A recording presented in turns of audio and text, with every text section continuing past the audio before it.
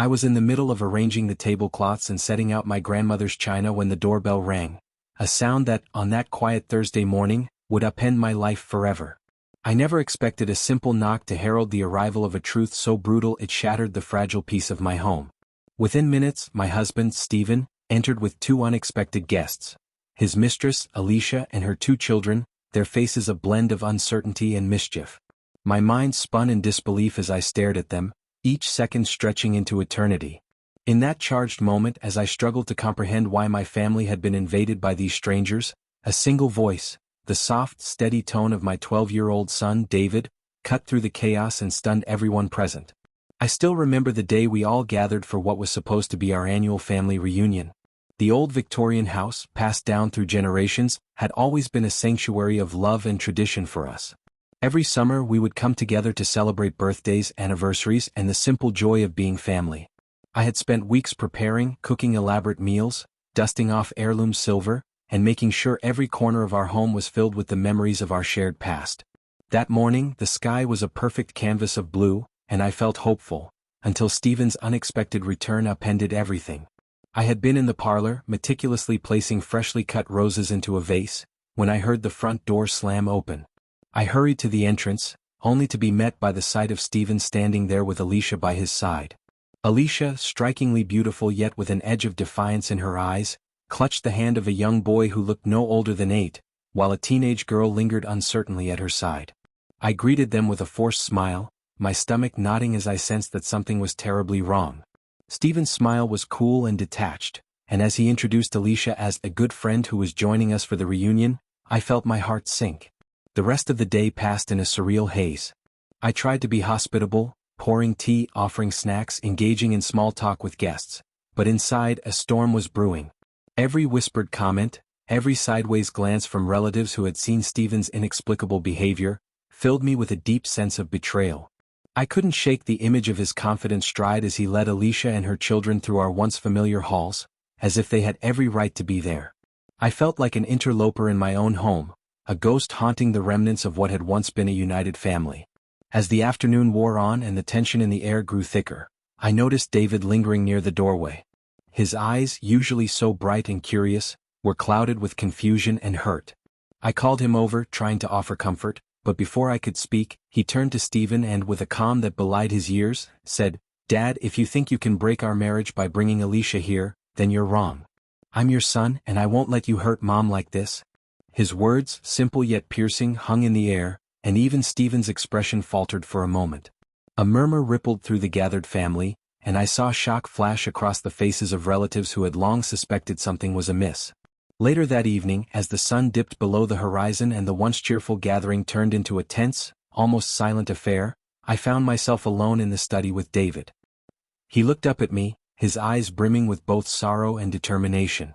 "I don't understand, Mom," he whispered. "Why would Dad do something so cruel?" His voice trembled with both fear and the fierce need for answers, and in that moment, I vowed to protect him, and myself, from the heartbreak that was unfolding. In the days that followed, I struggled to piece together the fragments of a shattered family. I reached out to close friends, shared my anguish, and tried to understand Stephen's sudden betrayal. Rumors swirled like autumn leaves. Some said he had been planning this for months, that his affair was not a secret but a long-standing decision to dismantle our marriage. I combed through old messages, looked for inconsistencies in his stories, and even contacted Alicia discreetly to get her side of the story. Each conversation, each revelation only deepened the wound. Stephen had not only brought his mistress and her children into our family gathering. He had done so with the cold intention of breaking our bond, of fracturing the unity that had defined our lives for so long. One night, I sat in my dimly lit living room, the only sound the soft ticking of the clock as I reread David's words that afternoon. They resonated in my heart like a vow of defiance. I remembered his quiet courage, his unwavering belief in our family, and I felt a surge of determination. "I will not let this define us," I told myself. I began to document every detail of that fateful day in my journal, the stunned expressions, the whispered accusations, and the moment when David's words cut through the tension like a beacon of truth. Each word became a stepping stone toward reclaiming my power, a reminder that I had the right to demand honesty and respect. With time, I decided to confront Stephen.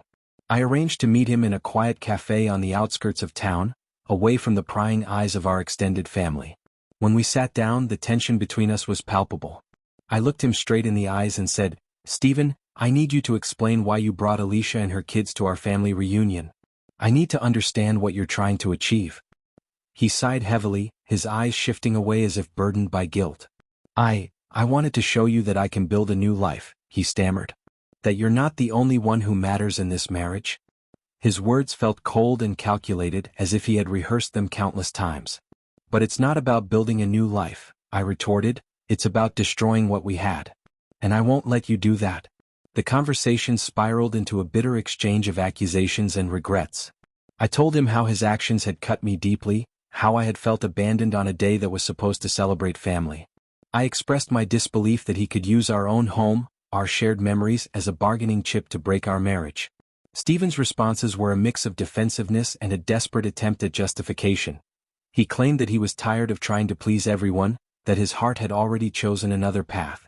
"I love you, Sarah," he said at one point, his voice breaking, "but sometimes love isn't enough."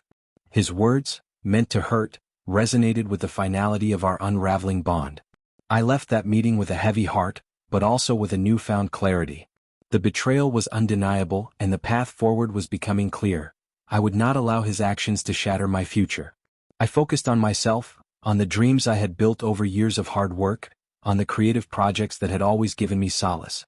I threw myself into my work as a freelance graphic designer, taking on new clients and even launching a small online store to showcase my art. Each new project was a small victory, a reminder that I was capable, independent, and deserving of a future built on my own terms. Meanwhile, the situation with our family grew even more complicated. Many relatives were outraged by Stephen's actions, whispering among themselves about how our family's legacy was being tarnished. Some, however, tried to downplay the event, suggesting that it was a misunderstanding or that I was overreacting. I found solace only in the few who understood the depth of the betrayal. I began writing a blog, pouring out every raw emotion and every painstaking detail of my journey from that fateful family reunion to the steps I was taking to rebuild my life. The response was overwhelming. Strangers reached out with their own stories of heartbreak, and I realized that in sharing my pain, I was also giving others the courage to stand up for themselves. Over the following months, I embarked on a long process of healing. I attended therapy sessions regularly, where Dr. Carter helped me navigate the maze of anger, sorrow, and eventual acceptance. "Your pain is real, Sarah," she would say, "but it does not define your worth. It is the fire that forges your strength." Her words became a mantra, a steady reminder that every setback was a setup for a comeback. I learned to let go of the bitterness bit by bit, replacing it with a quiet determination to reclaim my identity and create a life that was truly my own. There were still moments when the memory of that day would surge unexpectedly, when a passing comment, a familiar scent, or the sound of laughter would bring me back to the cold, isolating moment at the baby shower. On those days, I would retreat to my studio where I lost myself in painting and writing. I discovered that through art, I could channel my pain into beauty, that every brushstroke and every carefully chosen word was a step toward reclaiming the part of me that had been nearly broken. My paintings evolved into bold, abstract expressions of resilience and self-worth, and my blog posts turned from anguished confessions into empowering essays on the importance of self-respect and authenticity. As the year passed, my family's dynamics began to shift subtly. The initial shock and outrage that had defined that tumultuous day gave way to a reluctant acknowledgement of the harm done. My parents, after much hesitation, reached out to apologize for excluding me from the celebration. They admitted that they had felt threatened by my presence, fearing that my honesty and independence might disrupt the delicate balance they had cultivated. Their apologies were not enough to erase the hurt, but they were a start, a tentative olive branch extended in the hope of mending fractured bonds. I listened, my heart cautious but open, understanding that healing within a family is a slow, often painful process. One memorable evening, a few months after the reunion, I sat down with my mother in our old family home, a place that now felt charged with history and regret. Over cups of tea, she recounted the events of that day, her voice trembling with a mix of remorse and defensiveness. "I was so afraid," she admitted. "Afraid that you would say something that would tear us apart. I thought that if you weren't there, everything would be easier." Her words stung, not because they were unexpected, but because they confirmed a painful truth. I had always been seen as the outsider in our family's narrative. That conversation was a turning point. It forced me to confront the deep-seated issues that had defined our relationships and to decide that I would no longer allow others to dictate my sense of self-worth. With time, I began to forge new relationships outside the confines of that troubled family dynamic. I met people who appreciated my honesty, who valued the person I was becoming rather than the role I had been forced to play. I joined local art groups and professional networks, and I even started dating again, cautiously, with a heart that had learned to set boundaries and demand respect. Each new connection reinforced the realization that I was worthy of love and friendship that was genuine and free of judgment. My blog continued to gain traction, and I started receiving invitations to speak at small events about my journey of transformation. Sharing my story in public was both terrifying and liberating. It was a way of reclaiming my narrative and turning the shame of the past into a badge of honor. I spoke of the betrayal I had experienced, not with bitterness but with a determination to show that even the deepest wounds can lead to profound growth. We are more than the pain we endure, I would say, and every rejection is a chance to rebuild ourselves stronger than before. The support from the audience, their tears and applause, reminded me that my story resonated far beyond my personal heartbreak. As the legal dust settled and my divorce became final, I felt a mixture of relief and profound sorrow. The court had granted me full custody of our shared assets and a legal mandate to protect my financial independence. I walked out of the courthouse with a sense of closure. A chapter had ended and a new one was ready to begin. It was a bittersweet victory, for while I had reclaimed my rights, I knew that the future would never be the same as the dreams we once shared. But in that realization, I also found a quiet strength, a resolve to build a life that was defined by my own values, my own creativity, and my own unwavering belief in my worth. In the years that followed, I rebuilt my life piece by piece.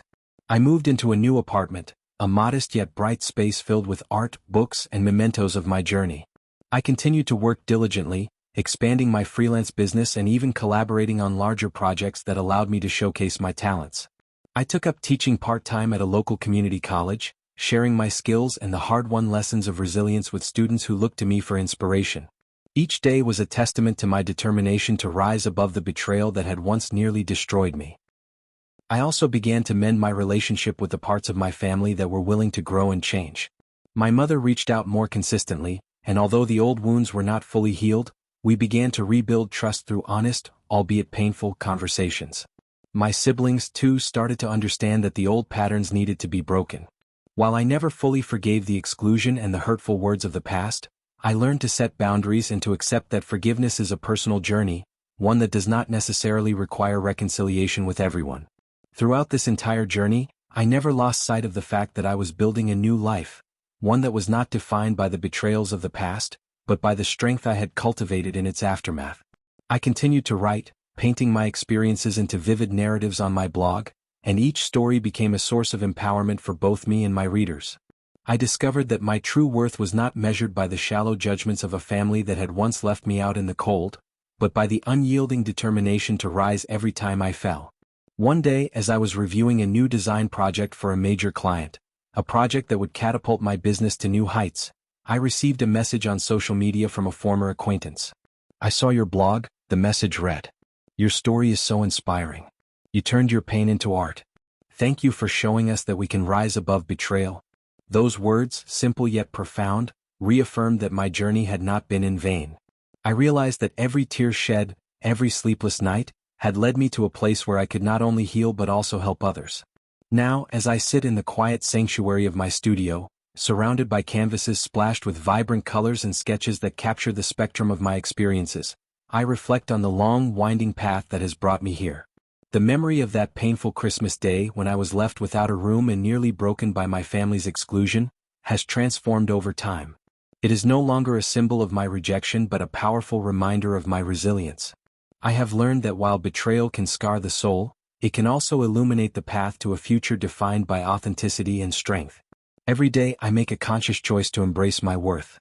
I invest in my passions, nurture my creative spirit, and build relationships that honor who I am.